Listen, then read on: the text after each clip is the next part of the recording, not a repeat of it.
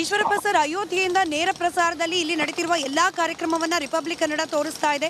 ಮೊದಲನೇದಾಗಿ ಇವತ್ತು ಅಯೋಧ್ಯೆಯ ರಾಮ ಮಂದಿರ ನಿರ್ಮಾಣ ಕಾರ್ಯಕ್ಕೆ ಇಲ್ಲೊಂದು ಭವ್ಯವಾದ ಮಂದಿರ ನಿರ್ಮಾಣ ಆಗಲಿಕ್ಕೆ ಪ್ರಮುಖವಾಗಿ ಕಾರಣವಾಗಿದ್ದು ಕಾರ ಸೇವಕರ ಪರಿಶ್ರಮ, ಅವರ ಹೋರಾಟ, ಇದ್ರ ಬಗ್ಗೆ ತಮ್ಮ ಮಾತು. ಈಗ ಕೇಳ್ತಮ್ಮ, ನನ್ನ ಮಾತು ಕೇಳಿಸ್ತಾ ಇದೆಯಾ? ಹಲೋ, ನನ್ನ ಮಾತು ಕೇಳಿಸ್ತಮ್ಮ? ಹಾ, ಈಗ ಕೇಳಿಸ್ತಿದೆ ಸರ್, ಹೇಳಿ ಹೇಳಿ. ಆಯ್ತು ಆಯ್ತು. 1990ರಲ್ಲಿ ಮುಲಾಯಂ ಸಿಂಗ್ ಯಾದವ್ ರವರು ಅಲ್ಲಿಯ ಉತ್ತರ ಪ್ರದೇಶದ ಮುಖ್ಯಮಂತ್ರಿಗಳಾಗಿದ್ರು. ಆ ಸಂದರ್ಭದಲ್ಲಿ ಇಡೀ ದೇಶದಿಂದ ಆ ಗುಲಾಮಗಿರಿಯ ಸಂಕೇತವಾದ ಆ ಬಾಬರ್ ಮಸೀದಿಯನ್ನು ಕಿತ್ತೆಸಿಬೇಕು ಅನ್ನೋದು ಎಲ್ಲ ಕರಸೇವಕರ ಅಪೇಕ್ಷೆ ಇತ್ತು. ವಿಶ್ವ ಹಿಂದೂ ಪರಿಷತ್ತಿನ ಕರೆ ಮೇರೆಗೆ ನಾವೆಲ್ಲರೂ ಕೂಡ ಅಯೋಧ್ಯೆಗೆ ಹೋಗಿದ್ವಿ. ಅಲ್ಲಿ ಒಳಗಡೆ ಹೋಗೋದಕ್ಕೆ ಒಂದು ಪಕ್ಷಿನೂ ಕೂಡ ನಾವು ಬಿಡಲ್ಲ ಅನ್ನಂತ ಮಾತನ್ನ ಮಾನ್ಯ ಆಗಿನ ಮುಖ್ಯಮಂತ್ರಿಗಳಾಗಿದ್ದ ಮುಲಾಯಂ ಸಿಂಗ್ ಯಾದವ್ ಅವರು ಹೇಳಿದ್ರು. ನಾನು, ಯಡಿಯೂರಪ್ಪನವರು, DS ಶಂಕರಮೂರ್ತಿ ಅವರು, ಕರ್ನಾಟಕ ರಾಜ್ಯದ ಸಾವಿರಾರು ಜನ ನಾವು ಅಲ್ಲಿ ಹೋಗಿದ್ವಿ. ಆದ್ರೆ ನಮಗೆ ಸುತ್ತಲೂ ಟ್ರೆಂಚ್ ಹೊಡೆದಿದ್ರು, ಒಳಗಡೆ ಹೋಗಕ್ಕೆ ಅವಕಾಶ ಕೊಡ್ಲಿಲ್ಲ. ಅಲ್ಲಿ ಪೊಲೀಸು, ಸೈನ್ಯ ಎಲ್ಲ ಇಟ್ಕೊಂಡು, ರೈಫಲ್ ಎಲ್ಲ ಇಟ್ಕೊಂಡು ನಿಂತಿದ್ರು. ಆದ್ರೂ ಕೂಡ ಒಳಗ್ ನುಗ್ಬೇಕು ಅಂತ ಹೋದಾಗ ಕೆಲವ್ರನ್ನ ಶೂಟ್ ಮಾಡಿ ಅವರು ಅಲ್ಲೇ ಸಾಯ್ಬೇಕಾಯ್ತು ಅಂತ ಪರಿಸ್ಥಿತಿನ ನಾವು ಕಣ್ಣಿಂದ ನೋಡಿದ್ವಿ. ಆದ್ರೂ ಕೂಡ ನಾವು ಬಿಡ್ಲಿಲ್ಲ, ನುಗ್ಗಿದ್ವಿ. ಕೊನೆ ನಮ್ಮನ್ನೆಲ್ಲರೂ ಕೂಡ ಅರೆಸ್ಟ್ ಮಾಡಿ ಯಾವ್ದೋ ಒಂದು ಕಾಡಲ್ಲಿ ಕರ್ಕೊಂಡೋಗಿ ಬಿಟ್ರು. ಇದು 1990ರಲ್ಲಿ ನಡೆದಂತ ಘಟನೆ. ಆದ್ರೂ ಬಿಡ್ಲಿಲ್ಲ, ನಾವು ಮತ್ ಬರ್ತಿದ್ವಿ, ಹೊತ್ತೊತ್ತು ಹೋಗ್ತಿದ್ವಿ, ನಡೀತಾ ಇತ್ತು. ಆದ್ರೆ ಅವಾಗ ನಮಗೆ ಕರಸೇವಕರಿಗೆ ಆ ಒಂದು ಕೆಲಸ ಮಾಡೋದಕ್ಕೆ ಅವಕಾಶ ಆಗ್ಲಿಲ್ಲ. ಎಗೈನ್ 1992 ಡಿಸೆಂಬರ್ 6ಕ್ಕೆ ಮತ್ತೆ ನಮ್ಗೆಲ್ಲ ಅಲ್ಲಿ ಬರ್ಬೇಕು ಅಂತ ಅಂದಾಗ ಆಗ ಒಂದು ಪರಿಸ್ಥಿತಿನೇ ಬೇರೆ ಆಗಿತ್ತು. ಆ ಉತ್ತರ ಪ್ರದೇಶದ ಮುಖ್ಯಮಂತ್ರಿಯಾಗಿ ಭಾರತೀಯ ಜನತಾ ಪಾರ್ಟಿಯ ಕಲ್ಯಾಣ್ ಸಿಂಗ್ ಅವರು ಮುಖ್ಯಮಂತ್ರಿ ಆಗಿದ್ರು. ಆದ್ರೂ ಕೂಡ ಅವರು ನಾವು ಅಲ್ಲಿ ಯಾವುದೇ ಕಾರಣಕ್ಕೂ ಕೂಡ ಆ ಒಂದು ಗುಂಬಸ್ ಅಂತ ಏನಿದೆ ಅದನ್ನು ಒಡೆಯೋದಕ್ಕೆ ಅವಕಾಶ ಕೊಡಲ್ಲ ಅನ್ನೋಂತ ಮಾತು ಕಲ್ಯಾಣ್ ಸಿಂಗ್ ಅವರೇನೋ ಹೇಳಿದ್ದಂತೆ ಕೇಂದ್ರ ಸರ್ಕಾರಕ್ಕೆ, ನಮಗೆ ಗೊತ್ತಿಲ್ಲ. PV ನರಸಿಂಹರಾಯರು ಆಗ ಪ್ರಧಾನಮಂತ್ರಿಗಳು. ಅದೇ ರೀತಿ ಆ ಸಂದರ್ಭದಲ್ಲಿ ನಾವೆಲ್ಲರೂ ಕೂಡ ಅಲ್ಲಿ ಹೋದಂತ ಸಂದರ್ಭದಲ್ಲಿ ನಮ್ಗೆ ಆಶ್ಚರ್ಯ ಆಯ್ತು. ಇಡೀ ದೇಶದಿಂದ ಬಂದ ಕರಸೇವಕರು ನೋಡ್ತಿದ್ದಂಗನೆ ಆ ಒಂದು ಮಸೀದಿ ಮೇಲೆ ಹತ್ತು ಬಿಟ್ಟು ಅವರೆಲ್ಲರೂ ಕೂಡ ಕೈಯಲ್ಲಿ ಏನು ಗುದ್ಲಿ, ಪಿಕಾಸಿ ಏನು ತಗೊಂಡೋಗಿರ್ಲಿಲ್ಲ. ಆ ಮಸೀದಿ ಮೇಲ್ಗಡೆ ಇದ್ದಂತ ಕೆಲವು ಕಬ್ಬಿಣದ ಕಂಬಗಳನ್ನ ಅವರೇ ಕಿತ್ಕೊಂಡು ಅದೇ ಆಯುಧ ಮಾಡ್ಕೊಂಡು ಅವನ್ನೆಲ್ಲವನ್ನು ಕೂಡ ಧ್ವಂಸ ಮಾಡಿಬಿಟ್ರು. ಆ ಧೂಳಿಗೆ ನಿಜಕ್ಕೂ ಎಲ್ರು ಕೂಡ ಆಶ್ಚರ್ಯ ಪಟ್ರು, ಅಷ್ಟೇ ಧೂಳಾಯ್ತು. ನಮ್ ಕಣ್ಣೆದುರಿಗೆನೆ ಆ ಮಸೀದಿ ಬಿದ್ದೋಗಿದ್ದು ಆಶ್ಚರ್ಯ ಆಯ್ತು, ಸಂತೋಷನೂ ಕೂಡ ಆಯ್ತು. ಈ ರೀತಿ ಆ ಒಂದು ಮಸೀದಿಯನ್ನ 500 ವರ್ಷದ ಕೆಳಗಿದ್ದಂತ ಆ ಮಸೀದಿ ಇಡೀ ದೇಶದ ಹಿಂದೂಗಳಿಗೆ ಹೇಳ್ತಾ ಇದ್ರು, ನೀವು ಗುಲಾಮರು ಗುಲಾಮರು ಗುಲಾಮರು ಅಂತ ಹೇಳ್ತಾ ಇತ್ತು. ಅಂತ ಸಂದರ್ಭದಲ್ಲಿ ಯಾವ ಭಯನೂ ಇಲ್ದೇನೆ ನಾವು ನುಗ್ಗಿದ್ವಿ. ಮತ್ತು ಅಲ್ಲಿ ಮಾನ್ಯ ಲಾಲ್ ಕೃಷ್ಣ ಅದ್ವಾನಿ ಅವರು, ಮುರಳೀಮನ ಜೋಶಿ ಅವರು, ಅದೇ ರೀತಿ ಉಮಾಭಾರತಿ ಅವರು ಎಲ್ಲರೂ ಕೂಡ ಆ ಒಂದು ಜಾಗದಲ್ಲಿ ಇದ್ದಿದ್ದು ತುಂಬಾ ಸಂತೋಷ ನಮ್ಮೆಲ್ಲರೂ ಕೂಡ. ಒಟ್ಟಾರೆ ಇಡೀ ದೇಶದಿಂದ ಬಂದಂತ ಕರಸೇವಕರ ಮೇಲೆ ಯಾವುದು ಲಾಠಿ ಚಾರ್ಜ್ ಮಾತ್ರ ಆಯ್ತು, ಆದ್ರೆ ಯಾವ ಗುಂಡು ಹೊಡಿಲಿಲ್ಲ.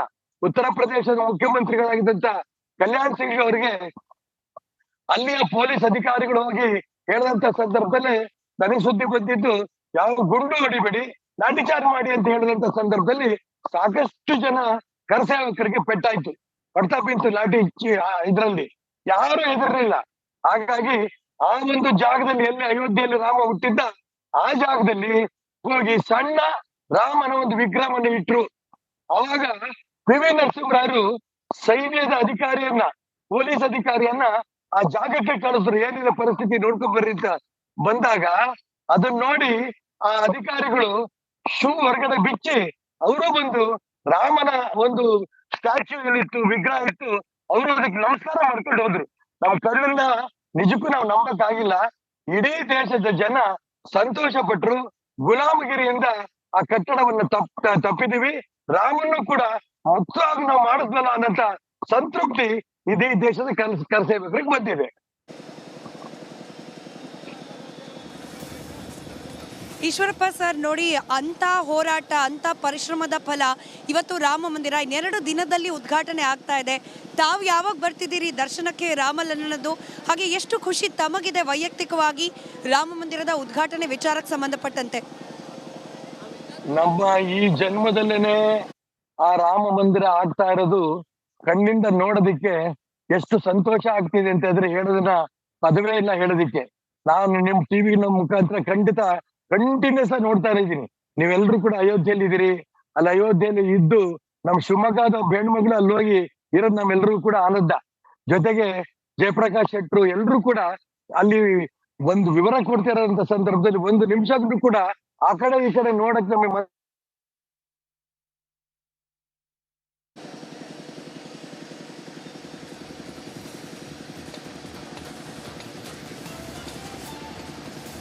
ರೈಟ್ ಈಶ್ವರಪ್ಪ ಸರ್ ಅವ್ರದ್ದು ಆ ಫೋನ್ ಲೈನ್ ಡಿಸ್ಕನೆಕ್ಟ್ ಆಗಿದೆ. ಧನ್ಯವಾದ ಈಶ್ವರಪ್ಪ ಸರ್ ರಿಪಬ್ಲಿಕ್ ಕನ್ನಡದ ಜೊತೆಯಲ್ಲಿ ಮಾತನಾಡಿದ್ದಕ್ಕೆ. ಅನೇಕ ಕರಸೇವಕರ ಪರಿಶ್ರಮ ಅದರ ಫಲವಾಗಿ ತಲೆ ಎತ್ತಿ ನಿಲ್ತಾ ಇದೆ ಈ ಒಂದು ಭವ್ಯವಾದ ರಾಮ ಮಂದಿರ ಉದ್ಘಾಟನೆಗೆ ಸಂಬಂಧಪಟ್ಟಂತೆ ಅಯೋಧ್ಯೆಯಲ್ಲಿ ಆಗ್ತಾ ಇರುವ ಇಂಚಿಂಚು ಮಾಹಿತಿಯನ್ನ ರಿಪಬ್ಲಿಕ್ ಕನ್ನಡ ನಿಮ್ಮ ಮುಂದೆ ಇಡ್ತಾ ಇದೆ. ದೃಶ್ಯಗಳಲ್ಲಿ ತೋರಿಸೋ ಪ್ರಯತ್ನವನ್ನ ಮಾಡ್ತಾ ಹೋಗ್ತೀವಿ. ಕಾಮಗಾರಿಗಳು ಯಾವ ಮಟ್ಟದಲ್ಲಿ ನಡೀತಿದೆ ಅಂತಂದ್ರೆ, ಅಯೋಧ್ಯೆಯ ಯಾವ ಮೂಲೆಗೆ ಹೋದ್ರೂ ಕೂಡ, ಯಾವ ಜಾಗಕ್ಕೆ ಹೋದ್ರೂ ಕೂಡ ಒಂದಲ್ಲ ಒಂದು ರೀತಿಯ ಕಾಮಗಾರಿಗಳು ನಡೀತಲೇ ಇದೆ. ಹಾಗೆ ರಾಮ ಭಕ್ತರು, ನೀವು ದೃಶ್ಯದಲ್ಲಿ ಗಮನಿಸ್ತಾ ಇದ್ದೀರಿ, ಇದು ಮುಖ್ಯ ಮಂದಿರದ ಎಂಟ್ರೆನ್ಸ್.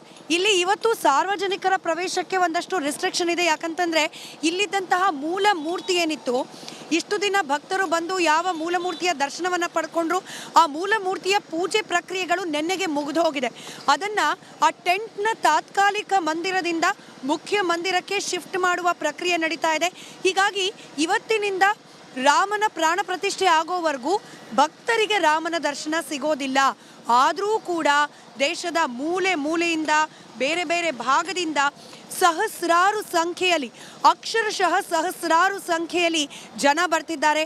ರಾಮ ಮಂದಿರದ ಮುಂಭಾಗದಲ್ಲಿ ನಿಲ್ತಿದ್ದಾರೆ. ಪೊಲೀಸರಿಗೆ ಒಂದು ಹಂತಕ್ಕೆ ನಿಜಕ್ಕೂ ಕೂಡ ಟಫ್ ಟಾಸ್ಕ್, ಕಷ್ಟ ಆಗ್ತಿದೆ ಪೊಲೀಸರಿಗೂ ಕೂಡ ಜನರನ್ನ ಕನ್ವಿನ್ಸ್ ಮಾಡಲಿಕ್ಕೆ. ಇವತ್ತು ಹಾಗೆ ನಾಳೆ ದರ್ಶನ ಇರೋದಿಲ್ಲ, ನೀವಿಲ್ಲಿ ನಿಲ್ಬೇಡಿ ಅಂತ ಹೇಳ್ತಿದ್ರು ಕೂಡ ಯಾರೂ ಜಾಗದಿಂದ ಕದಲ್ತಾ ಇಲ್ಲ. ಇಲ್ಲೇ ನಿಂತು ರಾಮನ ದರ್ಶನ ಮಾಡ್ತೀವಿ ಅಂತ ಹೇಳಿ ಪಣ ತೊಟ್ಟು ನಿಂತಿದ್ದಾರೆ. ದೃಶ್ಯದಲ್ಲಿ ನೀವು ಗಮನಿಸ್ತಾ ಇದ್ದೀರಿ, ಅನೇಕ ಭಾಗಗಳಿಂದ ಬಂದಿರುವಂತಹ ಭಕ್ತರು ರಾಮ ಮಂದಿರದ ಮುಂಭಾಗದಲ್ಲಿ ಜಮಾವಣೆಗೊಂಡಿದ್ದಾರೆ.